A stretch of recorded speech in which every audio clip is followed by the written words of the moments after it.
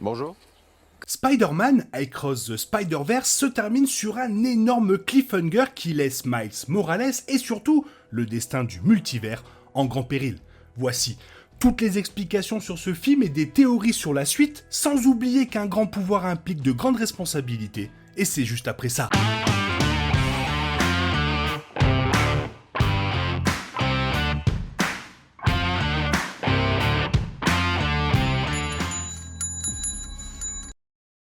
La première incursion de Miles dans le multivers l'a amené à s'associer à plusieurs Spider-Man de différentes dimensions afin d'empêcher le Calice de briser le tissu de la réalité. Ce que Miles ne savait pas, c'est que sa première mission n'était que le début d'une plus grande bataille. La tâche est Spider-Man 2099, l'obligeant à choisir entre sauver ses proches et protéger le multivers. Miles comprend maintenant que tous les variants de Spider-Man à travers le multivers sont connectés à travers une série d'événements qui façonnent chacun de leur voyage personnel. Cependant, il n'accepte pas l'obligation d'être retenu par son destin. Il décide de s'opposer à la Spider Society et d'éviter une tragédie dans sa vie, quelles qu'en soient les conséquences. Lorsque Miles est avec Miguel, celui-ci révèle que l'anomalie originale qui a mis le multivers en danger n'est pas la tâche, ou Gwen, ou lui-même, mais Miles, puisque l'araignée radioactive de Terre 42 n'était pas là pour mordre la personne censée devenir Spider-Man de cette Terre, Miles Morales a commencé à défier le destin depuis qu'il a développé ses pouvoirs. Devenir Spider-Man a conduit Miles à créer accidentellement la tâche, ce qui a conduit celui-ci à attaquer l'univers de Pas-Vitre et à motiver Miles à sauver les proches de celui-ci, ce qui a à son tour annulé l'événement canon tragique de Pas-Vitre. En bref, Miles représente une chaîne d'événements catastrophiques qui menacent la stabilité du multivers.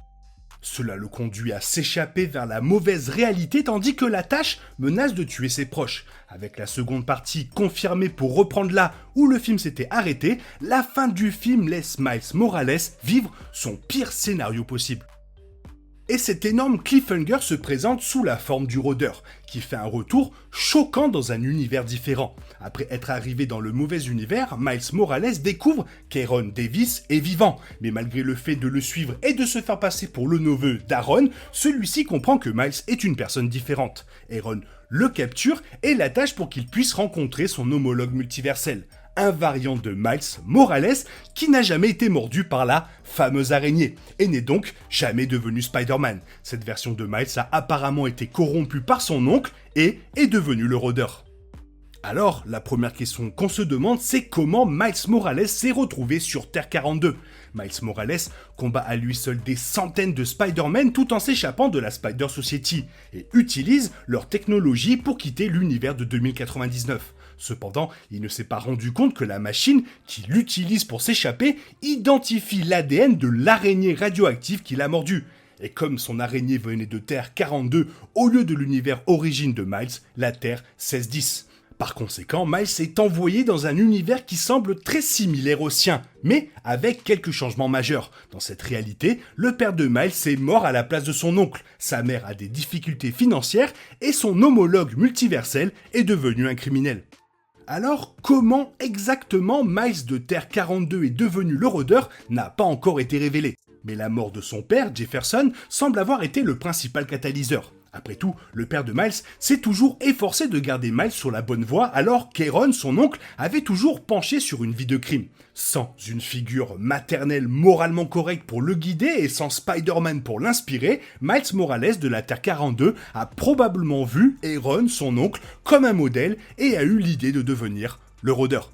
Le film ne révèle pas exactement ce qui est arrivé au père de Miles, mais cela suggère que sa mort s'est produite à peu près au même moment dans la chronologie. Sur Terre 42, l'hommage graffiti à Aaron sur le toit de Miles est remplacé par un autre similaire avec l'expression « Rest in Power », mais dédié à Jefferson Davis, le père. Puisque Miles Morales est le rôdeur dans cet univers, il est possible que Jefferson, son père, soit simplement mort en service. Cependant, il est également possible qu'Aaron Davis ou même Miles lui-même ait joué un rôle dans la mort de son père. Notre Miles est trop choqué et confus pour réagir à temps quand Aaron Davis l'assomme après son arrivée sur Terre 42. Toujours affecté par le coup, Miles est trop faible pour se libérer des cordes qui l'attachent à un sac de boxe, et il ne risque pas d'être touché par les grands clés du rôdeur lorsqu'il le rencontre. Mais malgré le choc de voir son hôte lui-même dans la tenue d'un méchant, Miles se prépare à tirer une décharge électrique de ses doigts à la fin du film. Bien que le film n'ait pas de scène post-crédit, il est clair que le prochain combat de Miles sera contre lui, Maléfique et Aaron Davis. Pendant ce temps, Spider-Man 2099 n'a pas renoncé à capturer Miles et à le ramener au siège de la Spider Society, pour l'empêcher d'intervenir dans un événement canon. La tâche se dirige déjà vers les parents de Miles Morales sur Terre 1610 et Gwen Stacy a déjà réuni un groupe de Spider-Man pour aider Miles à rentrer chez lui et à les protéger. Avec l'aide de Jessica Drew et Ben Reilly, Miguel O'Hara doit distraire l'équipe de Miles et Gwen pour que le père de Miles puisse mourir, mais il doit également vaincre la tâche afin de protéger le reste du multivers. Et on va pas se mentir, Miles Morales et Gwen Stacy ont perdu un temps précieux en raison du voyage de Miles sur la Terre 42. Spider-Man 2099, en revanche, est parfaitement positionné sur Terre 1610, la réalité principale de Miles, pour s'assurer que Jefferson Davis meurt avant que la tâche ne soit vaincue. Le reste de la Spider Society est resté dans l'univers de Spider-Man 2099, bien que Jessica Drew et Ben Reilly suivent Miguel O'Hara sur Terre 1610 pour l'aider. Alors, revenons sur les motivations de Spider-Man 2099. Chaque Spider-Man dans le multivers doit faire l'expérience d'un ensemble d'événements canons. Bien que les circonstances varient, chaque variant de Spider-Man doit tomber amoureux et être témoin de la mort d'au moins deux de leurs proches, dont l'un est toujours une figure de mentor. Dans le cas de Gwen Stacy, Miles Morales, Pavitre et Spider-Man d'Andrew Garfield, le capitaine de police meurt toujours. Pour Miles, cela signifie que son père, Jefferson Davis, sera assassiné dès qu'il recevra le titre. Puisque Miles le sait déjà, Spider-Man 2099 essaie de faire tout ce qu'il peut pour empêcher Miles d'intervenir, car éviter les événements canons menace la stabilité de l'ensemble du multivers.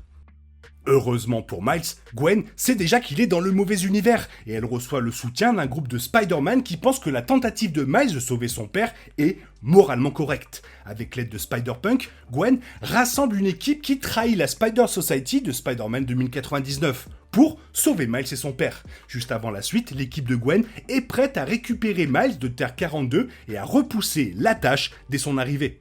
Alors, qui est dans l'équipe de Gwen ? La nature rebelle de Spider-Punk fait de lui le premier Spider-Man à quitter la Spider Society. Malgré le refus de Penny Parker d'aider Miles au siège de la Spider, elle se présente également à la fin du film pour aider Gwen à localiser Miles. Et en raison des interactions courtes mais amicales de Miles avec d'autres variants, Gwen reçoit l'aide de quelques vieux amis et de personnages récemment introduits. Par conséquent, l'équipe de Gwen Stacy se présente avec Peter B. Parker, Spider-Punk, Penny Parker et Pavitre. L'équipe ne comprend pas Spider-Man Noir et Spider-Cochon, cependant, ils devraient revenir à part entière pour la suite de ce film. Après tout, ils ont joué un rôle clé dans la première introduction de Miles dans le multivers dans le premier film. Alors, comment Gwen va retrouver Miles ? Spider-Man 2099 est déçu par Gwen d'avoir informé Miles Morales des objectifs de la Spider Society et d'avoir laissé la tâche faire des ravages. Alors, il la chasse après que Miles se soit échappé sur Terre 42. Sur Terre 1610, Gwen se rend compte que Miles est dans la mauvaise dimension, mais heureusement, pour les deux, Gwen reçoit un bracelet multiversel de Spider-Punk, qui lui permet de retourner au siège de la Spider Society, de rassembler cette équipe et de voyager sur Terre 42 pour ramener Miles à la maison. La fin et le cliffhanger rend la prochaine séquence d'événements plutôt claire. Miles se battra probablement avec Aaron Davis et le rôdeur sur Terre 42, pendant que l'équipe de Gwen arrivera pour le sauver. Ensuite, l'équipe de Gwen et Miles affronteront probablement l'équipe de Spider-Man 2099, et les deux groupes devront faire face à la tâche, qui est sur le point de tuer les parents de Miles. Bien entendu, l'issue de ces combats ne sera connue qu'à la sortie de la seconde partie. Alors, qu'est-ce que tout cela signifie ? Le film prend son temps pour développer Miles Morales, Gwen Stacy et Miguel O'Hara, ainsi que le multivers et l'importance des événements canons. Bien qu'il offre une réconciliation satisfaisante entre Gwen et son père, le film laisse tous les autres fils narratifs ouverts afin que la suite ait suffisamment de temps pour les conclure. Pourtant, le thème principal du film est clair, le destin est déjà écrit, mais chacun a la possibilité de le défier. Qu'essayer d'échapper à son destin soit la bonne décision est une autre affaire. Voilà, maintenant il me tarde de voir vos avis dans la zone commentaire. N'hésitez pas à me dire ce que vous avez pensé du film et de la vidéo. Sinon on se retrouve demain pour une nouvelle vidéo. Bisous bisous, bye bye.